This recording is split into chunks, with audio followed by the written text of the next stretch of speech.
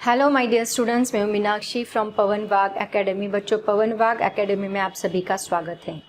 बच्चों, हम देख रहे हैं क्लास 12 का chapter 2 mechanical properties of fluid और आज है उसका लेक्चर नंबर 4 जिसमें हम देख रहे हैं प्रेशर। ओके, मतलब टॉपिक 2.3 प्रेशर ऑलरेडी हमने 2 लेक्चर्स के पहले स्टार्ट किया था। उसमें हमने डेफिनेशन ऑफ प्रेशर देखी थी और कुछ फॉर्मूला भी डिराइव किया था, उससे रिलेटेड कुछ न्यूमेरिकल्स भी हमने स्टार्ट किए थे।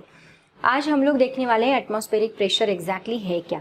तो बच्चों देखो, इसके पहले हमने प्रीवियस लेक्चर में हमने देखा था कि प्रेशर का फॉर्मूला क्या होता है, that is equal to perpendicular force per unit area.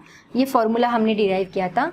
और एक फॉर्मूला हमने आपको बताया था कि मान लो एक लिक्विड कॉलम हमने लिया और इस लिक्विड कॉलम में मतलब एक कंटेनर लिया, कंटेनर में लिक्विड लिया और इस लिक्विड के अंदर हमने एक कंटेनर अज्यूम किया था, इमेजिन किया था। एक्चुअल में ये कंटेनर है नहीं, उसके अंदर हमने अज्यूम किया है, इमेजिन किया है। ओके, और इस कंटेनर की हाइट जो है वो हमने h से डिनोट की थी और इससे हमें मिला था प्रेशर का formula is equal to rho ji h. उसके बाद कुछ दिनों के बाद, मतलब बहुत दिन हमने यही फॉर्मूला यूज़ किया, लेकिन कुछ दिनों के बाद एक साइंटिस्ट है जिनका नाम है गेज बोला जाता है या फिर गॉज बोला जाता है।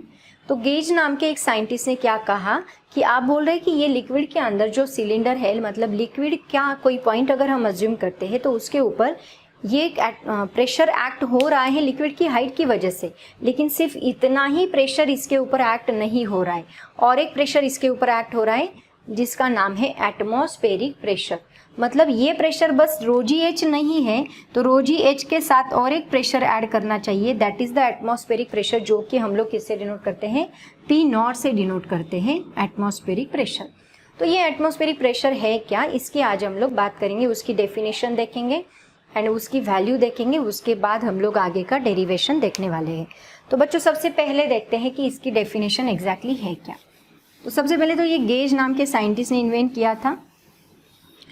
तो अभी देखो बच्चों, एटमॉस्फेयर आपको पता होगा, एटमॉस्फेरिक प्रेशर स्टडी करने से पहले आपको एटमॉस्फेयर पता होना बहुत ज़रूरी है। बचपन से हम लोग ज्योग्राफी में स्टडी करते आ रहे हैं ना, कि अर्थ जो है, अर्थ के अराउंड कुछ लेयर्स बने हैं गैसेस के, फ्लूइड के, एयर के, है ना। मतलब ये जो अर्थ है, अर्थ के अराउंड ये पहला लेयर होगा, उसके बाद ये दूसरा लेयर होगा, ये तीसरा लेयर होगा, चौथा लेयर होगा, ऐसे बहुत सारे लेयर्स से अर्थ बनी है ना। और ये लेयर्स की जो डेंसिटी है वो अलग अलग है। तो क्या होता है, देखो ये लेयर्स किससे बने हैं, मॉलिक्यूल्स से बने हैं, क्योंकि ये फ्लूइड है, एयर मॉलिक्यूल से, तो ये लेयर्स मॉलिक्यूल से बने हैं। अब देखो, जैसे ही हम लोग यहाँ पे अर्थ के ये जो मॉलिक्यूल्स है, पहले मॉलिक्यूल्स की बात कर लेते हैं। ये जो मॉलिक्यूल्स है, ये मॉलिक्यूल्स का वेट जो है that is towards the earth है। मतलब अर्थ क्या कर रही है, इनके ऊपर ग्रेविटेशनल फोर्स लगा रही है, हमें पता है। जैसे ही हम लोग ऊपर कोई चीज़ ऊपर थ्रो करते हैं तो वो अपने आप नीचे आती है, क्यों, क्योंकि ग्रेविटेशनल फोर्स। तो वैसे ये मॉलिक्यूल्स के ऊपर भी ग्रेविटेशनल फोर्स एक्ट हो रहा है और ग्रेविटेशनल फोर्स की वजह से उनका जो वेट है that is towards the earth है, और टुवर्ड्स द अर्थ होने की वजह से उनका कंटिन्यूअसली फोर्स एक्ट हो रहा है, वो हर एक चीज़ के ऊपर जो कि अर्थ के ऊपर प्रेजेंट है। इसका मतलब क्या, वो फोर्स क्या कर रहा है, that force exerts a pressure on every object, on everything which are present on the earth surface. तो ये जो फोर्स है, हम जितना नीचे आएंगे, ये जो फोर्स है, इसको ही हम लोग बोलते हैं एटमॉस्फेरिक प्रेशर, इसी की बात हो रही है। तो ये जो प्रेशर है, एटमॉस्फेरिक प्रेशर है, जितना हम लोग नीचे आएंगे ये एटमॉस्फेरिक प्रेशर बढ़ता जाएगा, और जितना हम लोग ऊपर जाएंगे, हायर एल्टीट्यूड पे जाएंगे, एटमॉस्फेरिक प्रेशर कम होते जाएगा, है ना। तो ये एटमॉस्फेरिक प्रेशर होता क्या है, देखो अभी हमारी बॉडी के ऊपर भी एटमॉस्फेरिक प्रेशर एक्ट हो रहा है। मान लो मैं यहाँ पे कोई पार्ट कंसिडर करती हूँ, मान लो ये लिक्विड से भरा हुआ पार्ट है, पूरा अंदर से इसके अंदर क्या है, लिक्विड है।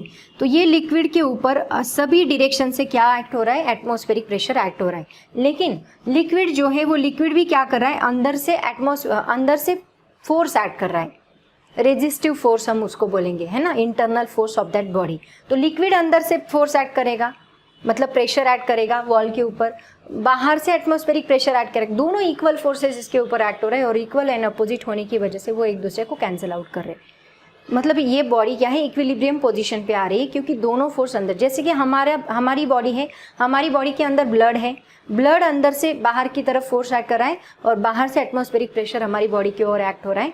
दोनों एक दूसरे को बैलेंस करने का काम कर रहे हैं, कैंसिल आउट कर रहे हैं, और ये बॉडी स्टैटिक पोजीशन में हो रही है, मतलब इक्विलिब्रियम पोजीशन में है, रेस्ट पोजीशन में, एक्सेलरेटेड नहीं है।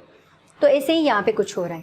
तो अगर आपको बहुत बार क्वेश्चन पूछा जाता है कि अगर इंक पेन जो होता है, इंक पेन, फाउंटेन पेन अगर हम हायर एल्टीट्यूड पे लेके गए तो वो लीक होने के चांसेस बहुत ज़्यादा है। क्यों? क्योंकि देखो, मान लो ये फाउंटेन पेन की ट्यूब है, जैसे कि ये फाउंटेन पेन का इंक अंदर से फोर्स एक्ट कर रहा है और एटमॉस्फेरिक प्रेशर बाहर से फोर्स एक्ट कर रहा है, तो ये एक दूसरे को बैलेंस करने का काम कर रहा है। लेकिन मान लो हम हायर एल्टीट्यूड पे लेके गए, हायर हाइट पे लेके गए, तो क्या होगा? मैंने क्या बोला, जितना हम ऊपर जाएंगे प्रेशर डिक्रीज होता जाएगा, एटमॉस्फेरिक प्रेशर कम होते जाएगा हायर एल्टीट्यूड पे मॉलिक्यूल्स की वजह से। तो यहाँ पे अगर हम हायर एल्टीट्यूड पे गए तो धीरे धीरे क्या होगा, ये बाहर का फोर्स कम होते जाएगा, और बाहर का फोर्स कम होगा लेकिन अंदर का फोर्स तो कम नहीं होगा।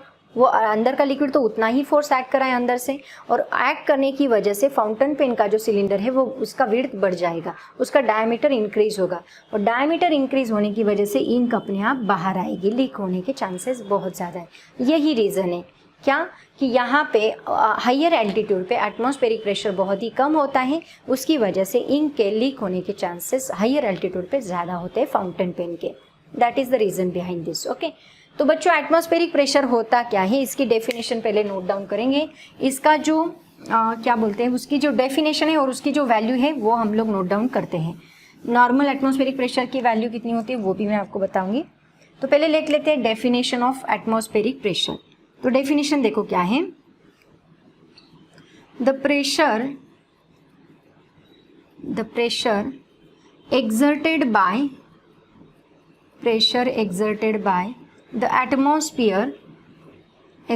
by the atmosphere is called atmospheric pressure.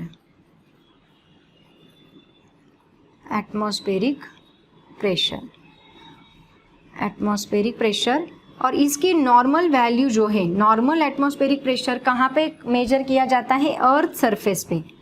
Normal atmospheric pressure वो कहाँ पे मेजर किया जाता है? एट सी लेवल। क्यों? क्योंकि देखो मैंने क्या बोला, जितना आप लोग नीचे आओगे एटमॉस्फेरिक प्रेशर की वैल्यू बढ़ती जाएगी। तो नॉर्मल वैल्यू कितनी होती है? एट सी लेवल पे। सी लेवल पे डेप्थ बहुत ज़्यादा है, डेप्थ ज़्यादा होने की वजह से हम लोग सरफेस के अंदर जा रहे हैं और सरफेस, अर्थ सरफेस के टूवर्ड्स द अर्थ सरफेस जा रहे हैं, और वहाँ पे इसकी वैल्यू हमें कितनी मिलती है? That is 1 ATM। तो 1 ATM की वैल्यू कितनी है? It is very important, already हमने इसकी बात की है। दैट इज़ 1.013 इंटू 10⁵ न्यूटन पर मीटर स्क्वायर, और इसी को कहा जाता है पास्कल। तो ये नॉर्मल एटमॉस्फेरिक प्रेशर की वैल्यू होती है 1 ATM, that is 1.013 into 10⁵ pascal. तो बच्चों ये है एटमॉस्फेरिक प्रेशर, और यही एटमॉस्फेरिक प्रेशर आज हम लोग फाइंड करने वाले हैं बाय यूजिंग डेरिवेशन, जिसकी 3 केसेस से, तीनों केसेस में आपको पढ़ाने वाली हूँ।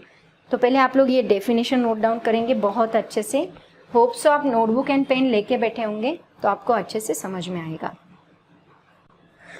तो बच्चों देखो, अभी हम सबसे पहले हम लोग स्टडी करेंगे अभी एटमॉस्फेरिक प्रेशर है क्या, इसकी तो हमने बात कर ली। अब एटमॉस्फेरिक प्रेशर निकालना कैसे है उसकी हम बात करते हैं। एटमॉस्फेरिक प्रेशर, टाइटल है atmospheric pressure and gauge pressure. ये गेज नाम के साइंटिस्ट, या फिर गॉज भी आप लोग बोल सकते हैं, गेज नाम के साइंटिस्ट ने इसको इन्वेंट किया था, इसलिए हम लोग इसको गेज प्रेशर भी बोलते हैं। तो सबसे पहले हम देखेंगे, यहाँ पे 3 केसेस में बताऊंगी आपको। पहली केस जो है वहाँ पे सिलेंडर हम टोटली इनसाइड द लिक्विड लेने वाले हैं। तो केस 1 में हम देखेंगे इमेजिनरी सिलेंडर या फिर लिक्विड सिलेंडर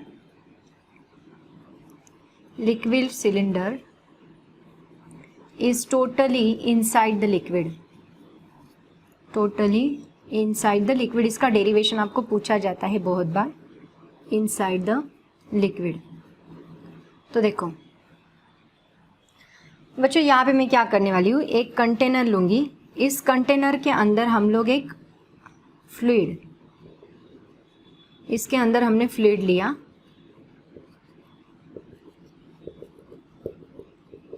यहाँ पे एयर है, यहाँ पे लिक्विड है, इसके अंदर एक सिलेंडर मैंने इमेजिन किया। मान लो ये सिलेंडर मैंने इमेजिन किया, ओके, ये सिलेंडर मैंने इमेजिन किया।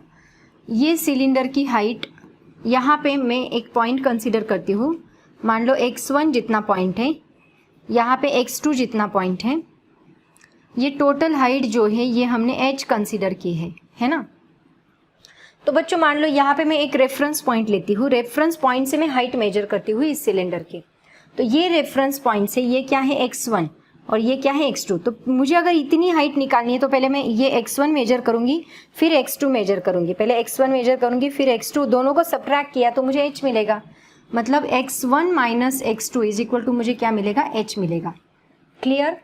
जो सिलेंडर हमने यहाँ पे इमेजिन किया है, मान लो उसका एरिया ऑफ क्रॉस सेक्शन हमने A कंसिडर किया।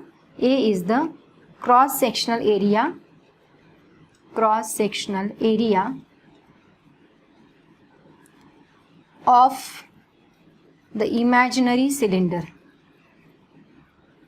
Area of the imaginary cylinder. Okay. उसके बाद देखो अभी यहाँ पे सबसे पहले बात करते हैं फोर्सेस की। Forces acting on the cylinder are, forces acting on the cylinder. कौन से फोर्सेस एक्ट हो रहे हैं देखो इसके ऊपर। सबसे पहला फोर्स यहाँ पे ये जो एरिया है ये मैंने ए कंसिडर किया है। सबसे पहला फोर्स ऊपर की डायरेक्शन में, मतलब यहाँ पे कौन सा फोर्स एक्ट हो रहा है, दैट इज F1। मतलब ये ऊपर का जो लिक्विड है, ये सिलेंडर का ऊपर का जो लिक्विड है ये इसके ऊपर फोर्स एक्ट कर रहा है। कौन सी डायरेक्शन में, डाउनवर्ड डायरेक्शन में। इसको हम नाम देते हैं F1, जिसका एरिया मान लो A जितना एरिया हमने अज्यूम किया है उस एरिया के ऊपर ये कितना फोर्स एक्ट कर रहा है, F1 जितना फोर्स एक्ट कर रहा है। सिमिलरली देखो ये ऊपर का लिक्विड डाउनवर्ड डायरेक्शन में फोर्स एक्ट कर रहा है और नीचे यहाँ पे भी लिक्विड है। आप सोचोगे ये लिक्विड डाउनवर्ड डायरेक्शन में फोर्स एक्ट करेगा, नहीं। जब हम पानी में उतरते तो पानी में हमें कोई फोर्स हमें ऊपर ऐसे खींच रहा है, ऐसे हमें फील होता है, एक्सपीरियंस होता है। मतलब कोई फोर्स लिफ्ट कर रहा है, ऐसे हमें एक्सपीरियंस होता है। तो यहाँ पे कुछ लिफ्ट करने वाला फोर्स जो है वो वाटर हमारी ऊपर बॉडी के ऊपर लगा रहा है। That force is nothing but the up thrust force, है ना। तो वो अप थ्रस्ट फोर्स यहाँ पे एक्ट हो रहा है कहाँ, कौन सी डायरेक्शन में, ऊपर की डायरेक्शन में, जिसको हम बोलते हैं F2। F2 ऊपर की डायरेक्शन में एक्ट हो रहा है इस एरिया के ऊपर। सिमिलरली और कौन सा फोर्स एक्ट हो रहा है, ये सिलेंडर का जो वेट है वो कौन सी डायरेक्शन में एक्ट हो रहा है, W डाउनवर्ड डायरेक्शन में। मतलब देखो यहाँ पे सबसे पहला फोर्स कौन सा एक्ट हो रहा है, F1। F1 कौन सी डायरेक्शन में एक्ट हो रहा है, that is acting on a downward direction, force acting on a downward direction. Okay. Due to the liquid present on upper side of a cylinder, upper side में, जो cylinder के अपर side में जो liquid available है वो liquid की वजह से यहाँ पे कौन सा फोर्स एक्ट हो रहा है, डाउनवर्ड फोर्स एक्ट हो रहा है। सेकेंड फोर्स कौन सा है, F2 कहाँ एक्ट हो रहा है, that is on upward side, that is acting on upward direction,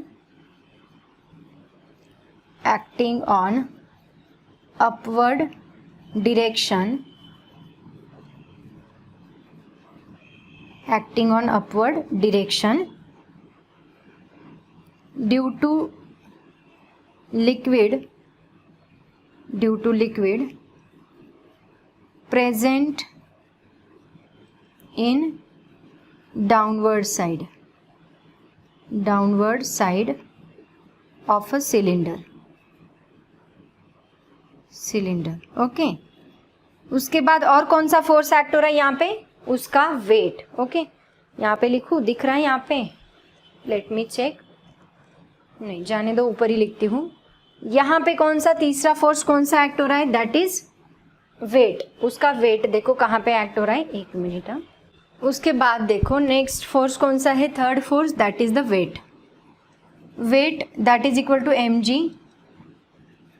वो कौन सी डायरेक्शन में एक्ट हो रहा है, that is also acting in downward direction. Okay.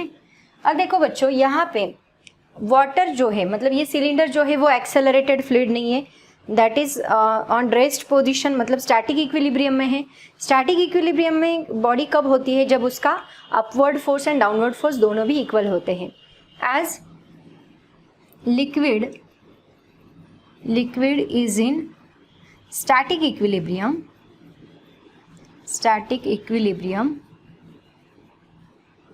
that means upward force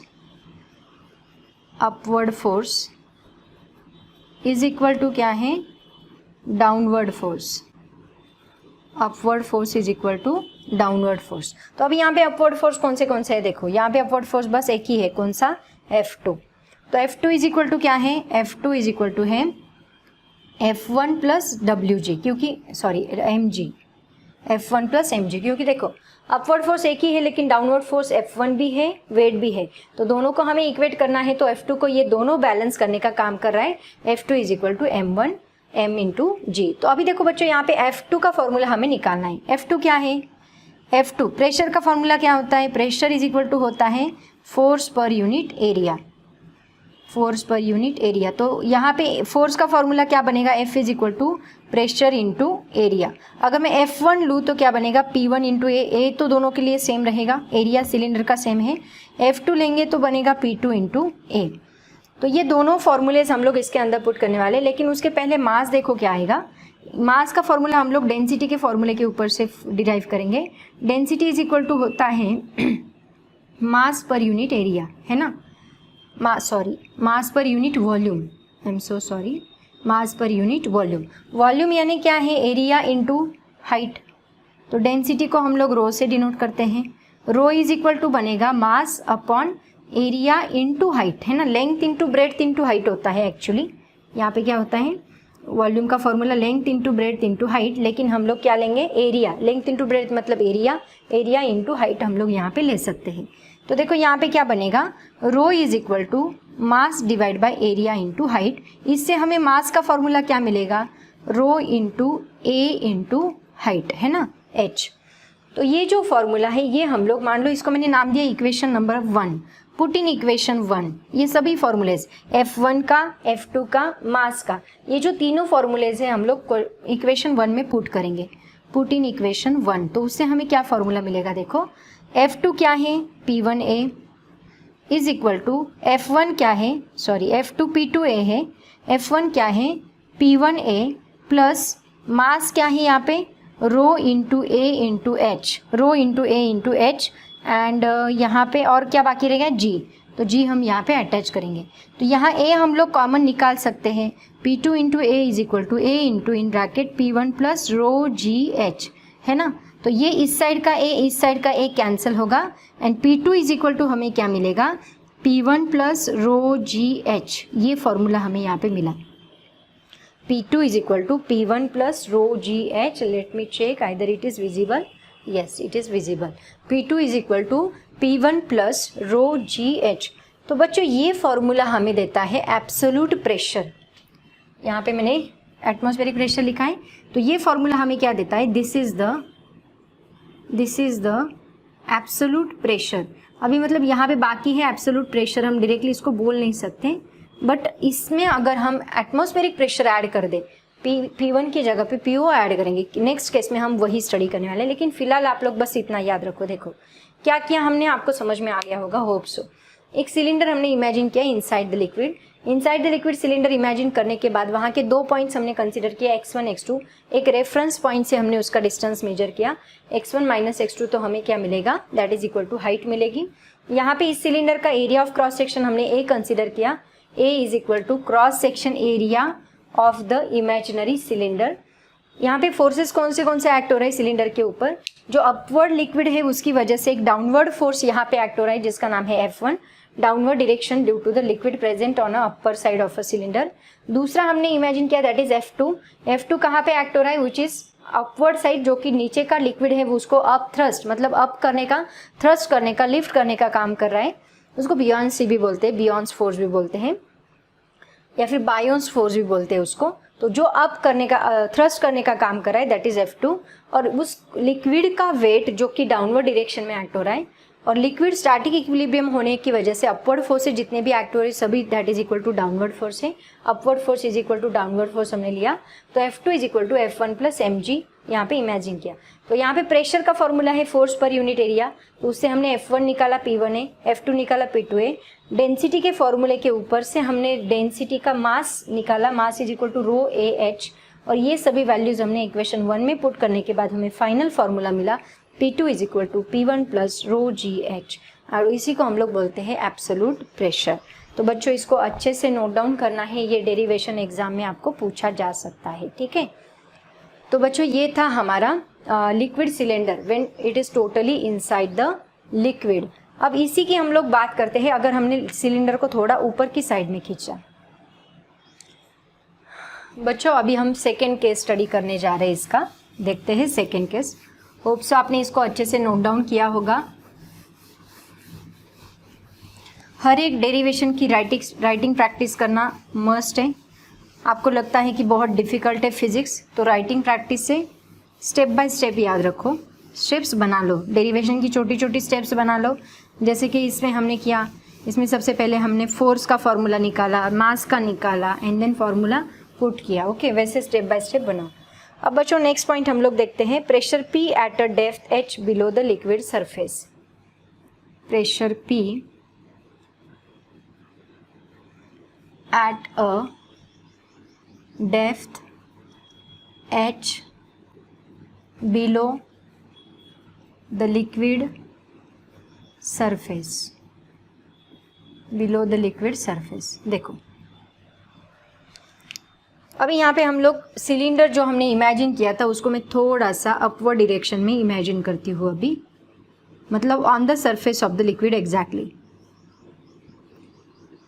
पहले इनसाइड द लिक्विड हमने इमेजिन किया था, अब हम लोग on the surface of the liquid imagine करेंगे, मतलब यहाँ पे सिलेंडर अभी मैं एग्जैक्टली यहाँ पे इमेजिन करती हूँ।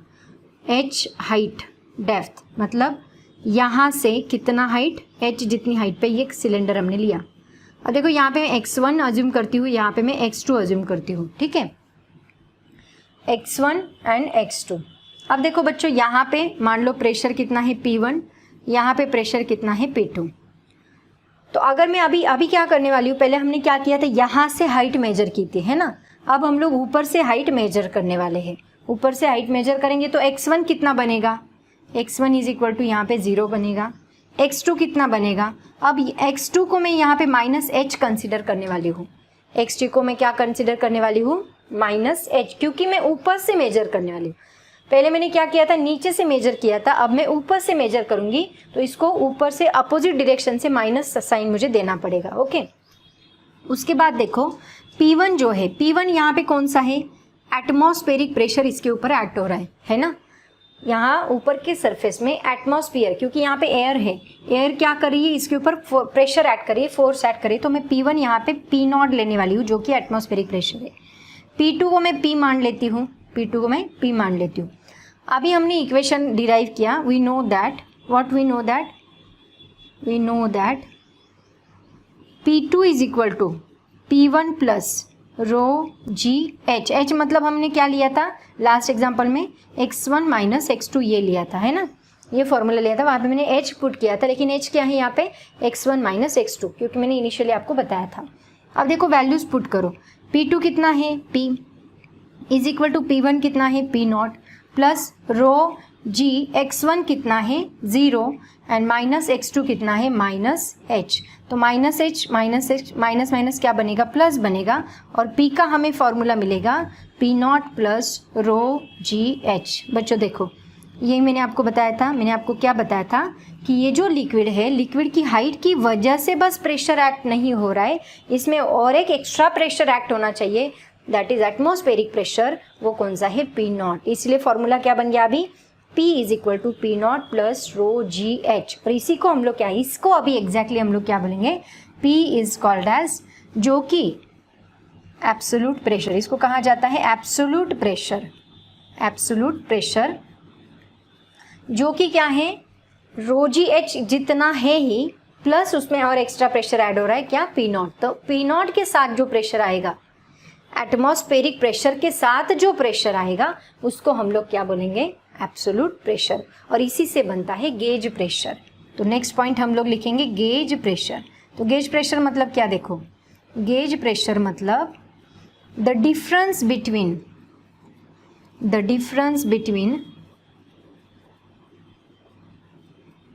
Atmospheric pressure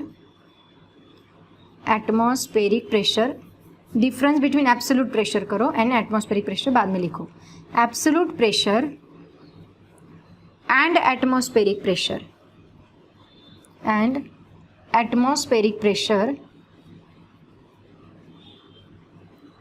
absolute pressure and atmospheric pressure called as gauge pressure. मतलब क्या देखो, गेज प्रेशर, क्योंकि ये डिफरेंस किसने फाइंड किया था? गेज ने ही तो बोला था रो जी एच जितना प्रेशर नहीं है उसमें और एक एक्स्ट्रा प्रेशर है, कौन सा? P not. तो ये अगर मैं इस साइड शिफ्ट कर दूँ, ये पी नॉट को मैं इस साइड शिफ्ट कर दूँ, माइनस बनेगा. मतलब P minus P naught is equal to क्या मिलेगा मुझे? रो जी एच. और P माइनस पी नॉट ही हम लोग डेल्टा P से डिनोट करते हैं. डेल्टा P मतलब चेंज इन प्रेशर और डिफरेंस इन प्रेशर. डिफरेंस किसके बीच में? Absolute pressure and atmospheric pressure. और इसी को हम लोग क्या बोलते हैं? Gauge pressure is equal to rho ji H. ये फॉर्मूला हमने यहाँ पे डिराइव किया है. This is the very important formula. इसको हम लोग आगे जाके बहुत जगह पे यूटिलाइज करने वाले हैं. ये हमारा सेकेंड केस है. देखो, सबसे इनिशियली हमने क्या किया था? सिलेंडर को अंदर इमेजिन किया था. अब सरफेस के ऊपर, अब हम सरफेस के बाहर इसको इमेजिन करेंगे एंड उसका फॉर्मूला डिराइव करेंगे. लेकिन उसके पहले आप लोग इसको कॉपी करोगे बहुत अच्छे से एंड नोट डाउन करोगे. ओके बच्चों, होप सो आपने कॉपी किया होगा. अब हम लोग देखते हैं नेक्स्ट पॉइंट. अब थर्ड केस हम लोग स्टडी करेंगे, above the liquid surface. above the liquid surface.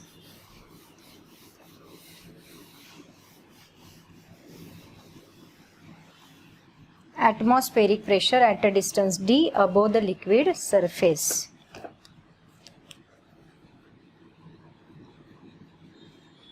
Atmospheric pressure at a distance d above the liquid surface.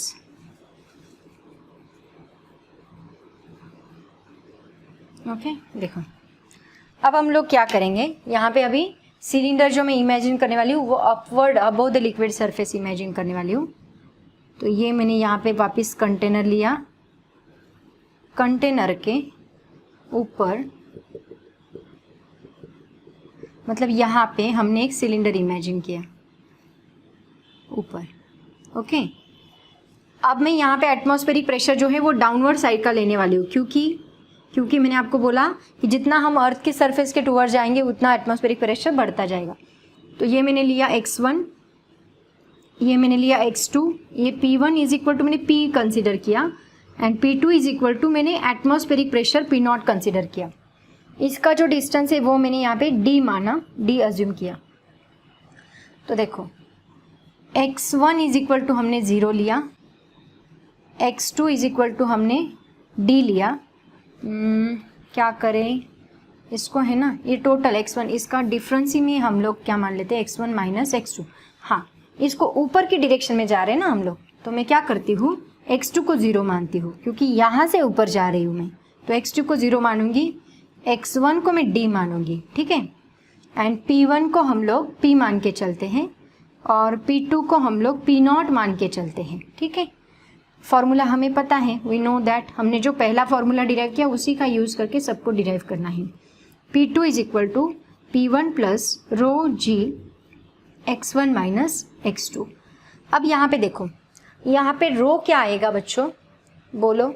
रो आएगा डेंसिटी ऑफ एयर, क्योंकि अभी तक हमारा सिलेंडर लिक्विड के अंदर था, अब लिक्विड के अंदर नहीं है.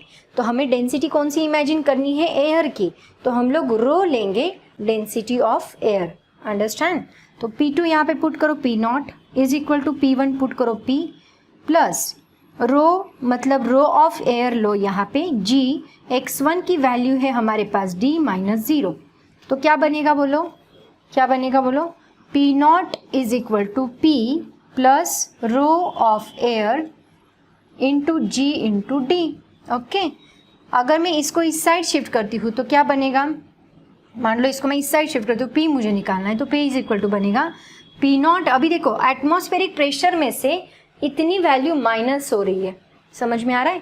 पहले प्लस हो रही थी, क्योंकि सिलेंडर अंदर था तो वैल्यू प्लस हो रही थी, अब सिलेंडर बाहर है तो वैल्यू माइनस होगी, मतलब उतना एटमॉस्फेरिक प्रेशर यहाँ पे कम हो गया क्योंकि ऊपर की डायरेक्शन में, क्योंकि हम जितना ऊपर जाएंगे एटमॉस्फेरिक प्रेशर कम होते जाएगा। तो यहाँ एटमॉस्फेरिक प्रेशर ज़्यादा है क्योंकि वो डी जितनी डिस्टेंस के नीचे है ना, तो उसकी वजह से। और जितना हम ऊपर जाएंगे तो एटमॉस्फेरिक प्रेशर कम होते जाएगा, माइनस होगा। कितना माइनस होगा? Rho of air G into D जितना माइनस होगा। आया समझ में बच्चों? सो ये था हमारा आज का टॉपिक। जल्दी से इसको बहुत अच्छे से नोट डाउन करना है सब लोगों ने। सब टॉपिक्स को नोट डाउन करके उसका स्क्रीनशॉट निकाल के अपनी नोटबुक में बहुत अच्छे से उसके नोट्स बनाओ, और इनकी राइटिंग प्रैक्टिस होनी ही चाहिए क्योंकि फिजिक्स में रटना मना है। ओके, तो बच्चों ये था हमारा आज का टॉपिक, जिसमें हमने एटमॉस्फेरिक प्रेशर क्या होता है, एब्सोल्यूट प्रेशर क्या होता है, गेज प्रेशर क्या होता है, इसके बारे में स्टडी किया। एटमॉस्फेरिक प्रेशर मतलब pressure exerted by the atmosphere is called as atmospheric pressure. उसकी वैल्यू होती है 1.013 इंटू 10⁵ पास्कल। उसके बाद हमने स्टडी किया एब्सोल्यूट प्रेशर, जो कि एटमॉस्फेरिक प्रेशर के साथ आता है, मतलब P is equal to P0 plus rho ji H, जिसको हमने एब्सोल्यूट प्रेशर कहा है। एंड उसके बाद हमने लिया गेज प्रेशर, जो कि डिफरेंस होता है एब्सोल्यूट प्रेशर का एंड एटमॉस्फेरिक प्रेशर का, मतलब P minus P0 is equal to rho ji H. ये ऑलरेडी हमने स्टडी किया है।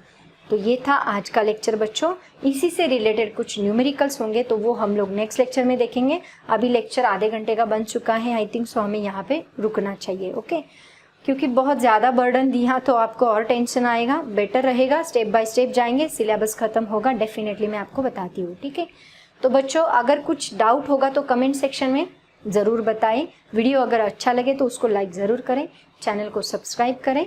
आज के लिए इतना काफ़ी है। All the very best, thank you so much and bye bye.